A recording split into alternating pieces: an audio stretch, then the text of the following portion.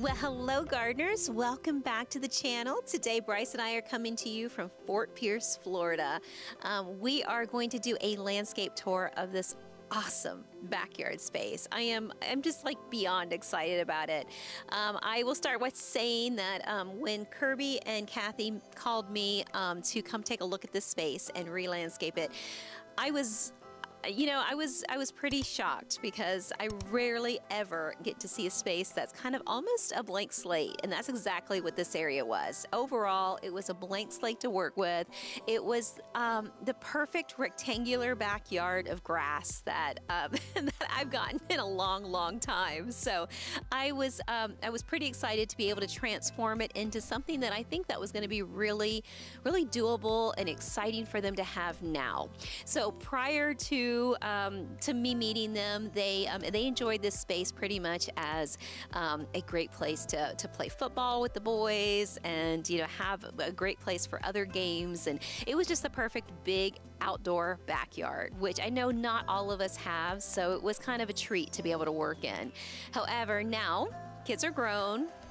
They put on a outdoor patio in their backyard, but it pretty much just looked out into grass, and it wasn't very inspiring for them. So they called me and they said, look, we've got a couple staples that we want to keep in our garden, but other than that, we really don't have much to work with. Could you just make it, I don't know, more interactive, more inviting, more of a place that we just enjoy looking out at, or maybe even something that's going to bring us out into the garden.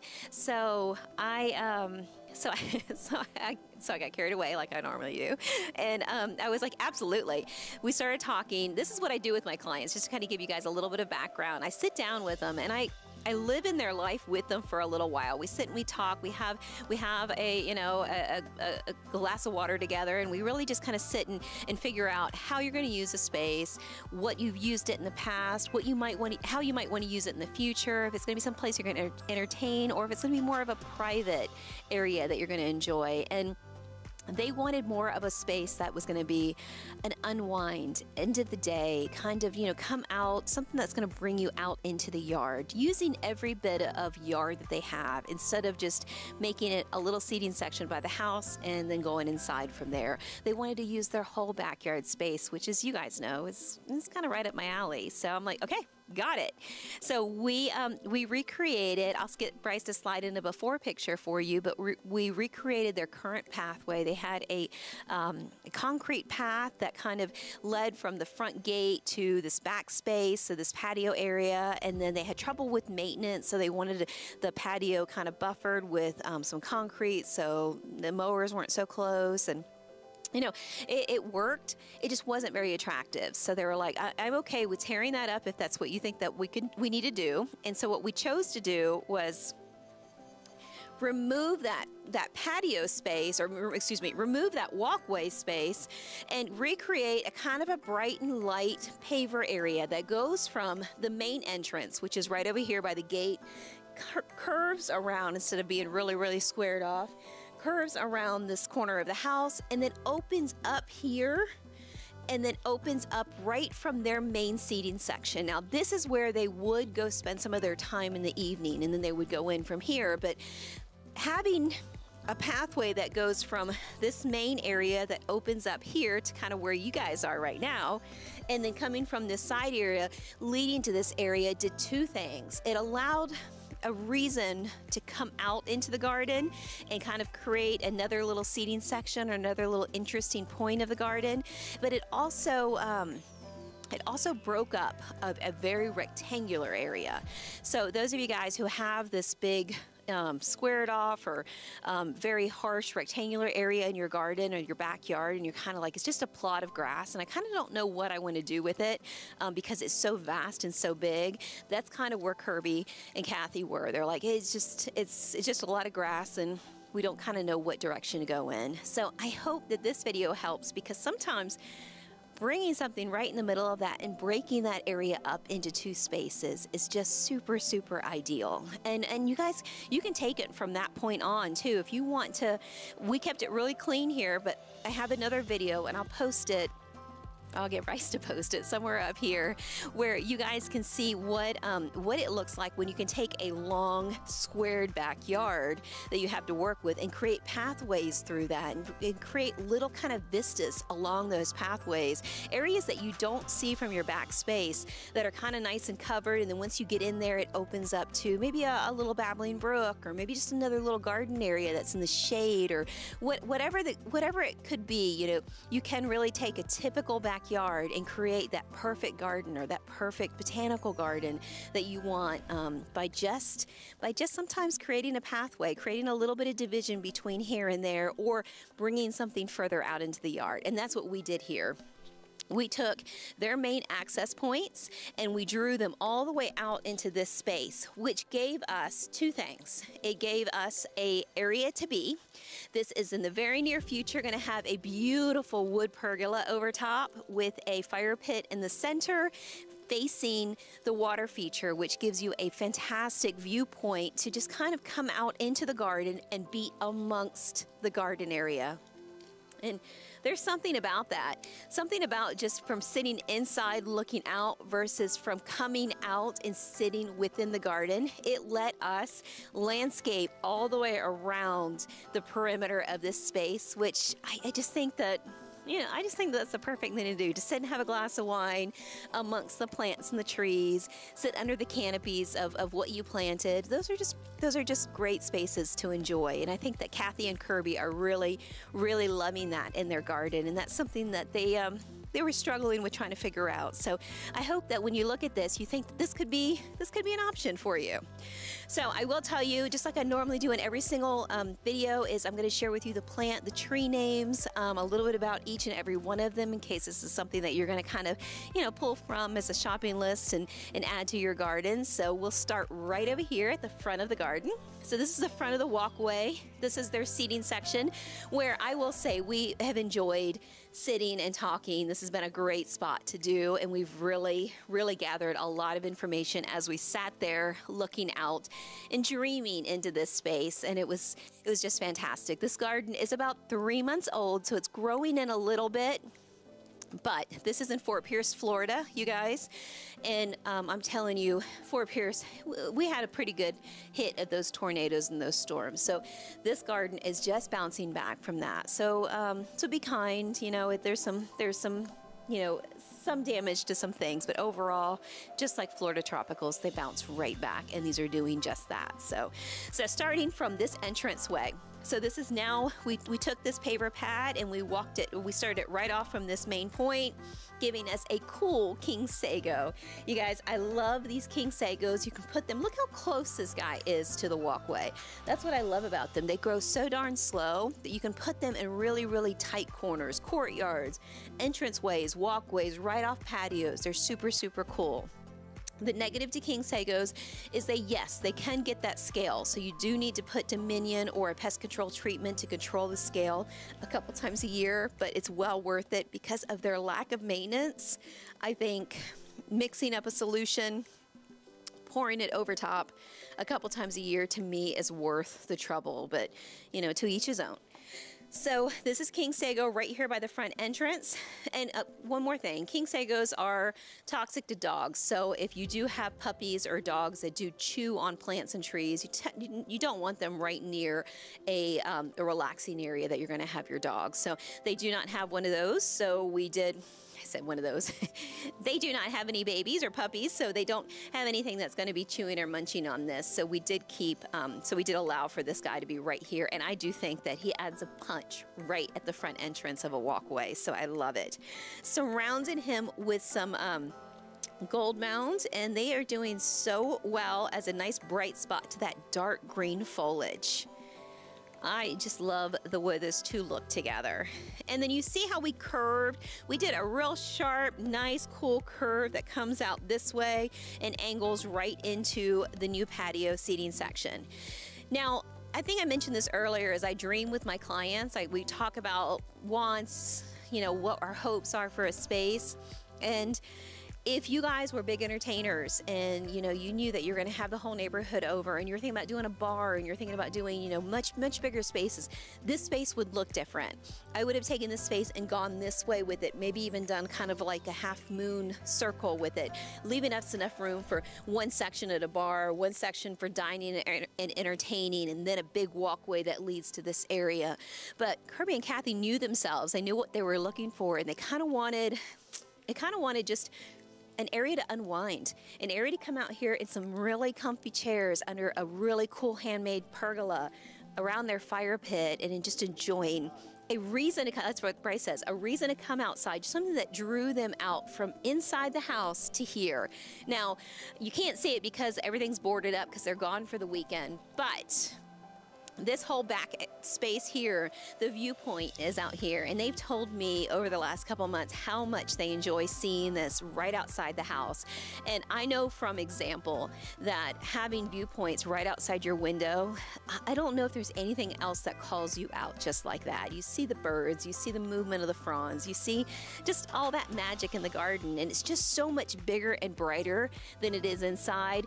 There, you grab that cup of coffee and you just walk outside while you're on the phone, and you just walk through the garden, and it just does something to ground us, I think. And I think that's what makes it so, I think that's what makes it so magical. Anyway, it does it for me.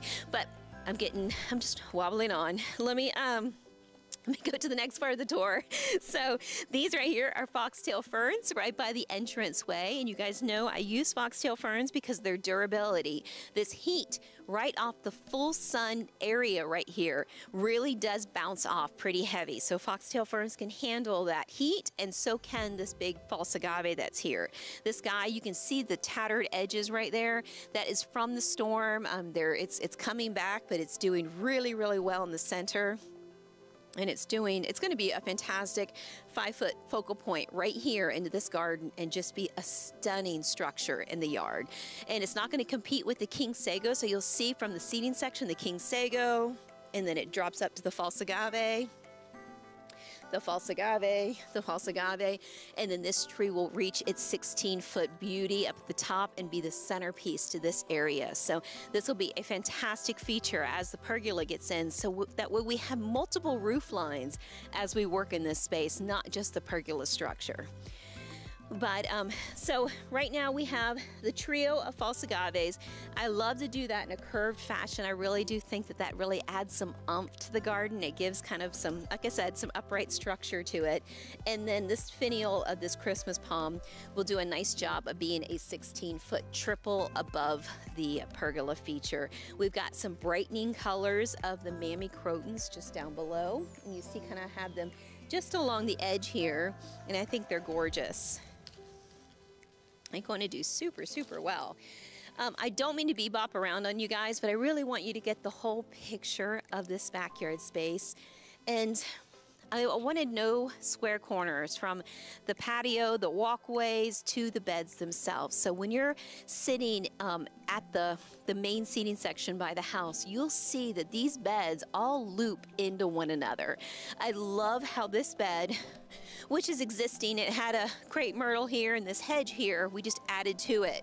But you'll see how this bed now pulls out, it loops around, angles into that patio section, and then it's almost like the patio isn't even there as far as the bed goes, because the bed continues where it left off. Now it loops back into this part of the yard and then now curves again and angles into that space. And the whole goal of these curves, I didn't want this side and this side to match. I wanted this sides to almost just flow and sweep, because if you've got a square area or a rectangular area in your backyard, you know, like a lot of homes do, whether it's big or small, this area, it was so aggressively green that it looked like, you know, just like the green went on in a very harsh fashion, just very, very rectangular.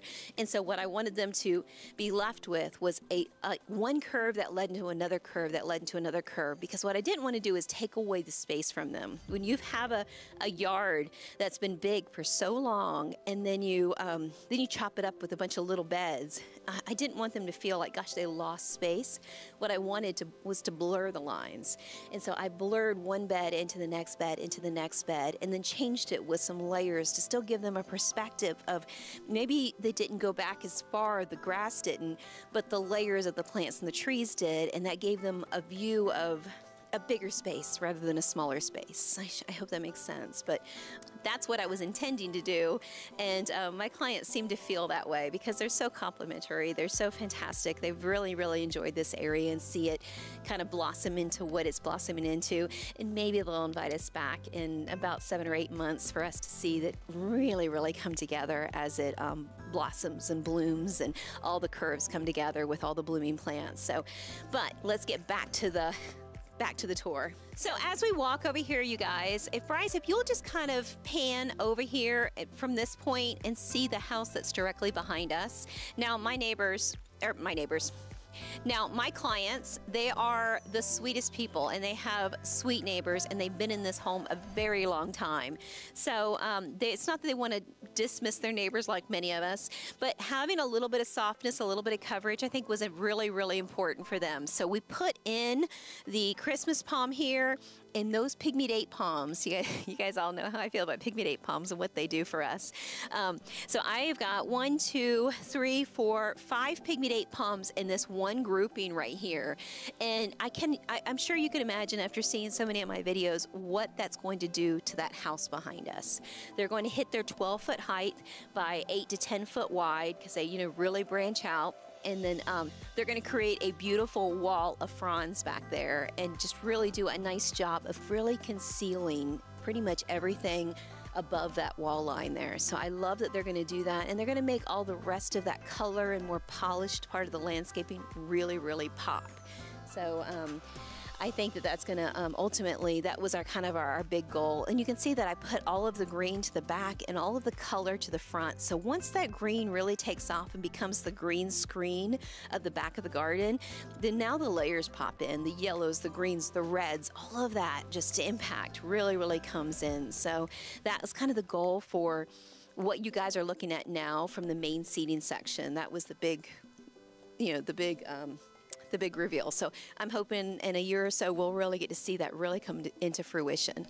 So, but let's walk over here. So as you guys are following me over here, we are looking at an existing crepe myrtle that was here. They love their crepe myrtles. This tree during the summer months is beautiful. We are in mid-November right now, so it is looking mid-November-ish. This is what they do.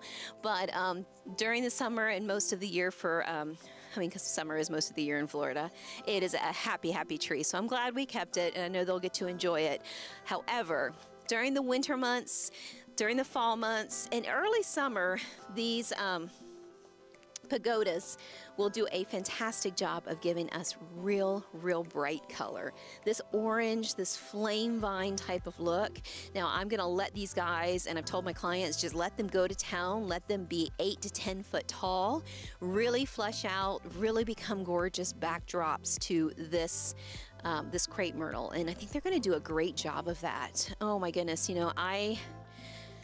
I love pagodas. I know they travel. I know that if you love one, you better love 10 because you'll get that in the garden. And I thought in this environment, let them reproduce. Let them kind of fill in all underneath this crepe myrtle. Let them, if you've got a plant that's gonna do that, let it do its job. Just don't plan on putting it in a spot where, gosh, you need to keep it way separated from all the other plants, or it's not going to be in line with the perfect design by putting it here amongst a bunch of other kind of lush and tropical plants. This is a great environment. I hope they fill in and really take off in this particular space and really kind of go crazy. Now, will they come over here in this open spot? Absolutely.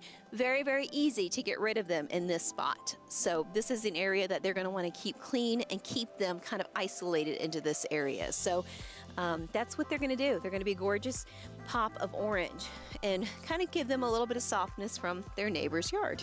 So I love it. And then of course, variegated arboricola.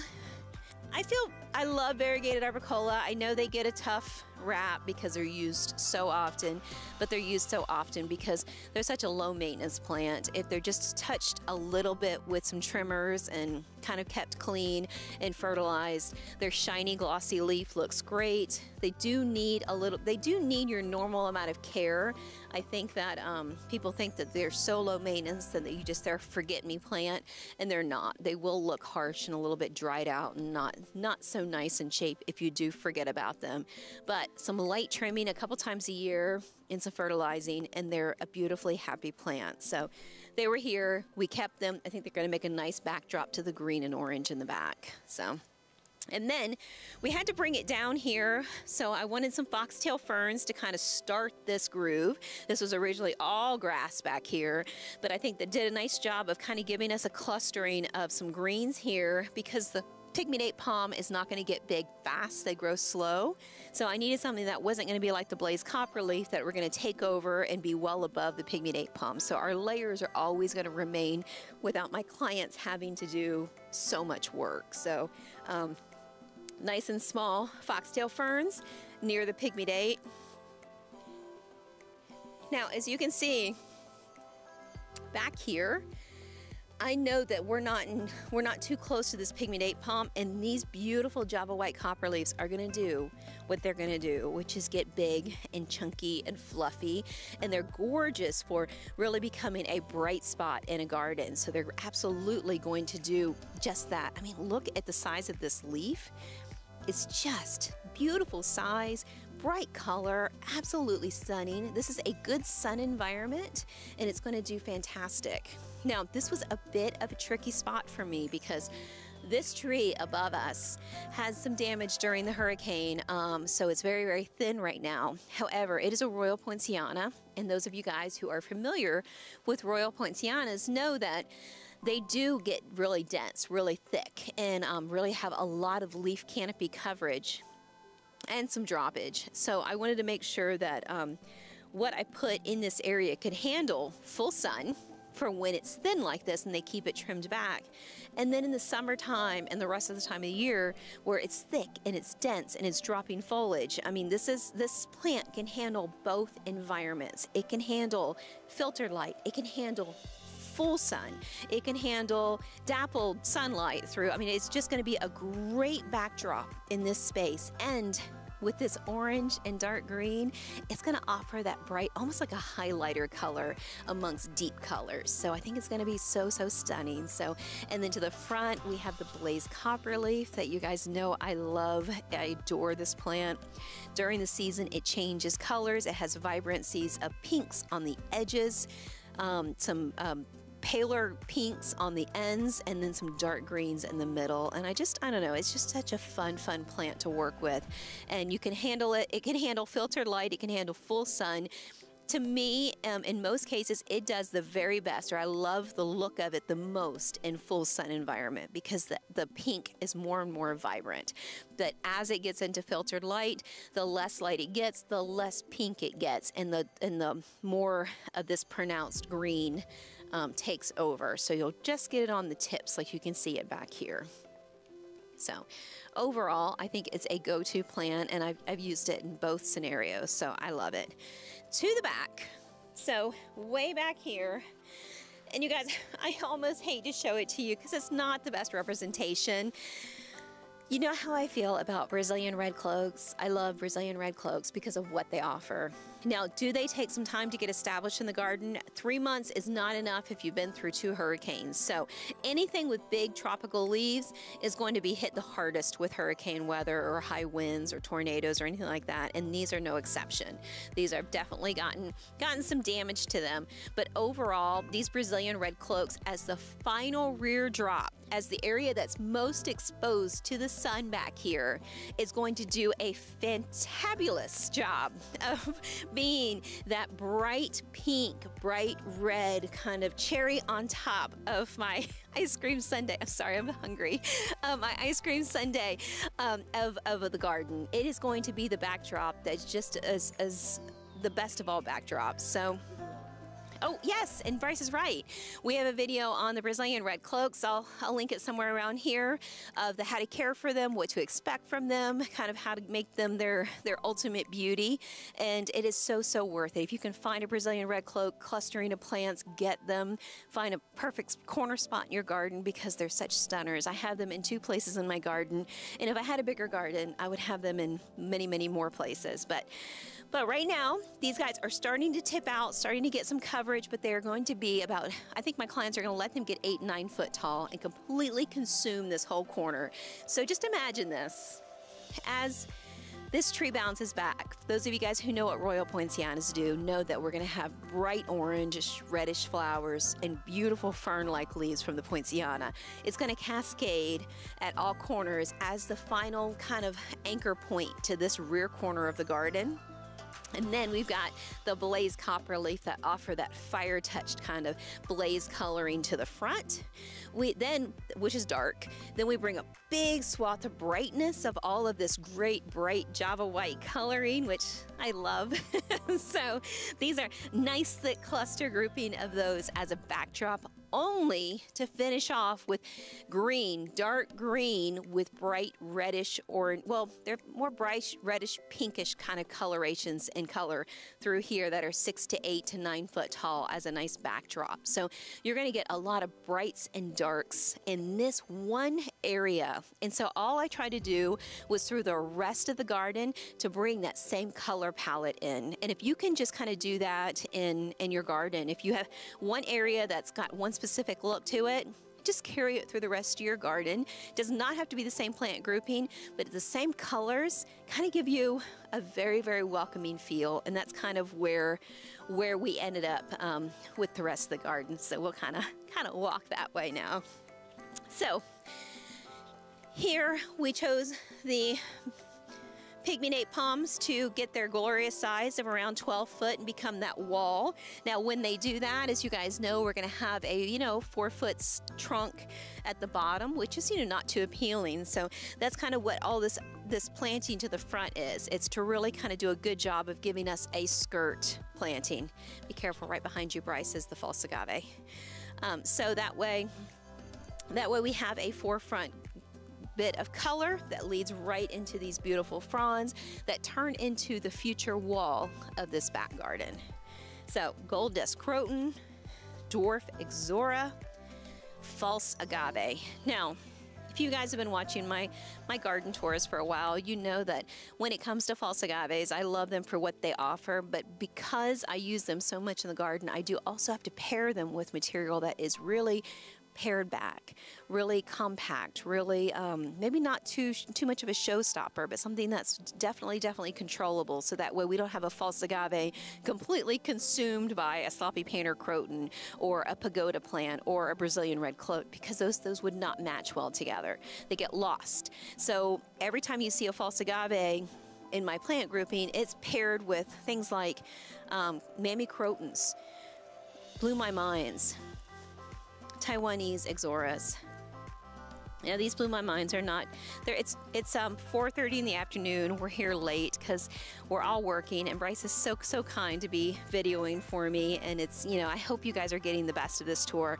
But as you guys know, oh, that's right. Yeah, so Bryce is testing out his brand new camera. I hope the lightness is coming through. I hope it's a little better quality. So he's really enjoying playing with that. But so we're here kind of later than we would like to in the day, but life is life. And I wanted to share this video with you while we could. But the Blew My Minds are asleep. So they have closed up their flowers. They're not that gorgeous, vibrant blue as they've opened up. They're kind of tucked into bed, and we're going to be quiet and we're going to move on to the rest of the garden and let them do their thing. So as we get to the other side,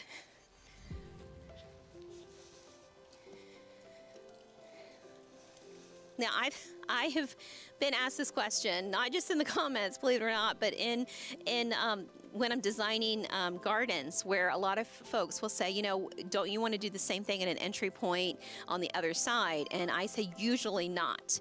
So when we saw it earlier, we saw the King Sago right at the front of the entrance space. that gave us a purpose, that gave us like an anchor point, showing us this is the entrance to the new walkway that leads out to the seating section, right?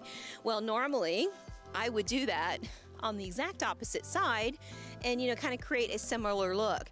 But in this particular situation, I really wanted to draw your eye out. I wanted to flank this area with the water feature a little bit more. So I love the idea of coming further up the walkway as we come into this curve and do the same thing as we have here. So your eye is ultimately drawn out into the seating section where this basalt column is. I love fountains in the garden. I mean, I think it's been obvious. I love fountains in the garden. I would put one everywhere. I have this particular fountain in my own walkway space because I love the soft, subtle sound it gives.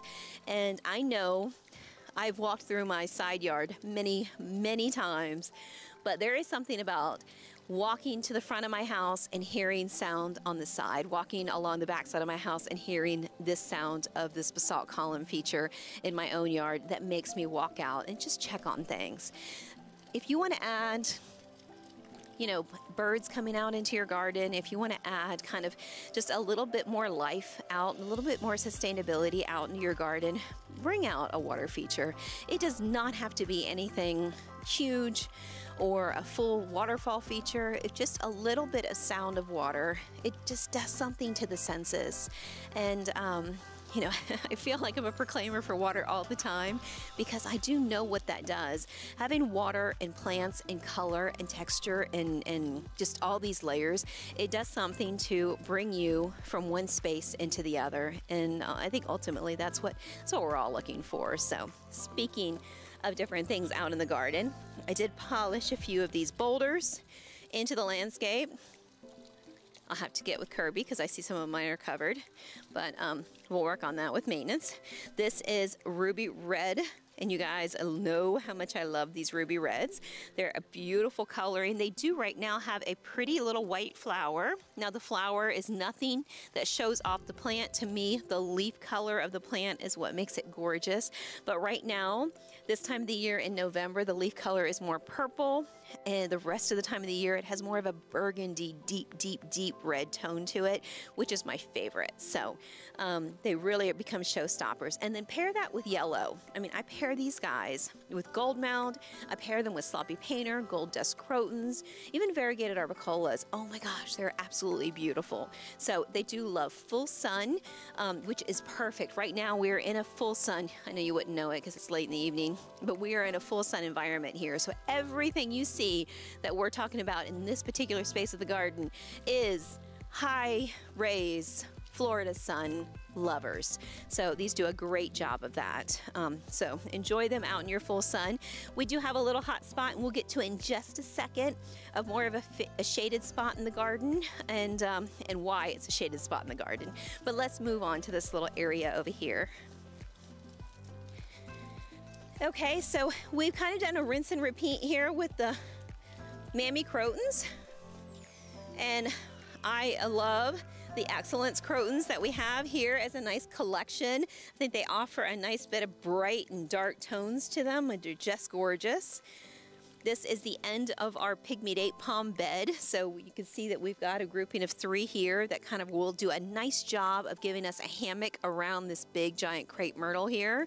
They're just really going to unfold this, and when you're looking at it from the seating section, this is pretty much a direct view. So I love that this is going to be dark green, a wall of fronds, and mostly because it's going to be the actual backdrop to the water feature. So it's going to feel like the water feature is amongst all those palm fronds, and just kind of look really, really stunning in front of it.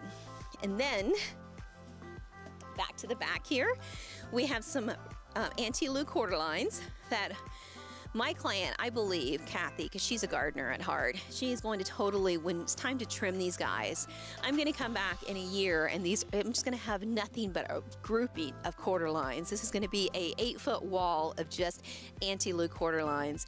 I have a video on this, you guys, if you haven't seen. I hear all the time, how do you keep these guys from just being a luggy twig of a plant in the garden and only the top is beautiful? Oh, It's like I want to stop everybody from from when I see that as I go down the streets and I see that in their gardens. There is a very, very easy way to keep them thick and dense and full just by an easy once-a-year trimming and propagating back into the ground. Check out this video. I asked Bryce to put it up for you guys, for those of you guys who haven't seen it. I really felt like it was a useful video, and it did really share with you guys how to make this a very, very dense collection of this grouping at 8 foot tall and not a woody stem in sight. So hopefully that'll help. Okay. But now we're off to these gorgeous Java white copper leaves. I mean, look at the size of this leaf, you guys. It's absolutely stunning. The variation, we've got half a leaf here that's completely green and another half that is just gorgeously speckled and bright in color, and every one seems to be different. I should call it the snowflake plant. If I start calling it that, you guys, no, I won't call it that, don't worry. But some people do call it the spotlight plant, and you can see why, because it looks like a spotlight in the garden. It's just absolutely gorgeous. So they're gonna do a great job as an introductory plant to all of that dark, dark foliage in the back. Look at it, those Louisiana red copper leaves in the back doing what they do. It's going to be a beautiful layer of light and dark, and those were there, so I cannot take credit for that. We did thin them out a little bit to push them back into the corner because those have to be controlled and behaved. And I absolutely love that dark, dark tone mixed with all of this layer of brightness. I don't think it would have worked if these Java whites were anything else, because if these were a lesser coloration, I think this whole corner might be too dark. The Java whites really stepped up and became the bright shot of light in the garden. So they're doing a nice job of that. Now we come back over here into the King Sago, which is more compact, more small. It's a lower section of the garden. So here we are again with low plants and then a low backdrop. And it looks like we've gotten some water sittage from the hurricane or the storms on some of these blew my mind. So they're doing a bit of a struggle. This was an existing planting with the blue plumbago here. And then, of course, their existing crepe myrtle. So we worked with it because it was such a lovely established plumbago. Now, this area over here, and you'll notice if you guys have these Java whites in your garden, if they're in the shade more, they're gonna have a little bit more of a greener tone to them. Not tons, because they really do create that brightness, but the more sun they get, the more you'll get this brighter tone like you get on this top. Oh my gosh, it's just so beautiful. So, so keep that in mind as you plant, you decide where you're gonna plant them. And the same with these Louisiana red copper leaves. The more sun, the more vibrant the color. So do not be afraid to speckle these in your bright spots in your garden, because, oh gosh, I just love it. I could literally do just my whole garden with these two plants and 20 others around it. So, but let's just move on. This was the area of the garden that I was talking about that had more of a shade environment, which was fabulous because I love it when you can mix and match that in a garden. All of that full sun to this area right here that is more filtered light. It was more and more filtered light because before the storm, this tree was way heavier. And Kathy called me after the storm and said, I've had to really worry about some of the plants in here because it's thinned out a bit from that storm. They had crazy tornadoes in this area and it just did some damage. However, believe it or not, these plants have held up really well in spite of it. So we've got some dwarf alocasias as our backdrop. You can see a little bit of yellowing on them until this tree bounces back. And then these guys, oh my goodness, these blooms. I hope they come across on camera. These blooms on these ground orchids, this just purple is just stunning with this little yellow center. Oh my God, it is just so scrumptious. I would put them everywhere. I have them around my waterfall and love, love, love them. I just think they're such a great ground orchid.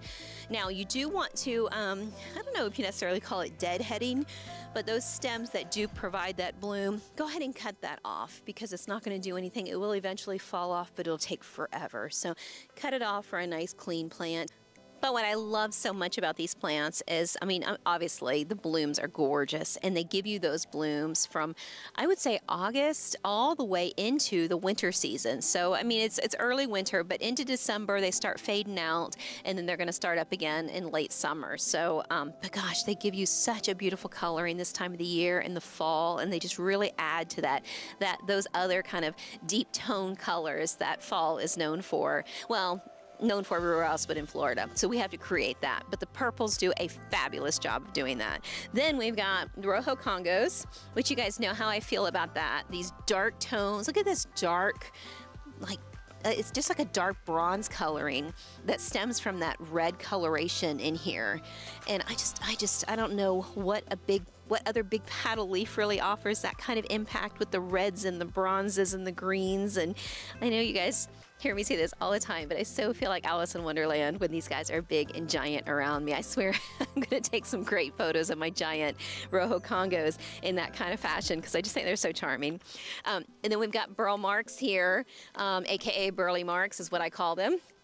And they're kind of doing a great job of kind of giving us a border around these guys, so when they are big and tall, we have a nice defined border covering up any stems that are unsightly. And then it kind of just finishes off with these Java whites in the back. So this area is what I call a very fluffy bed.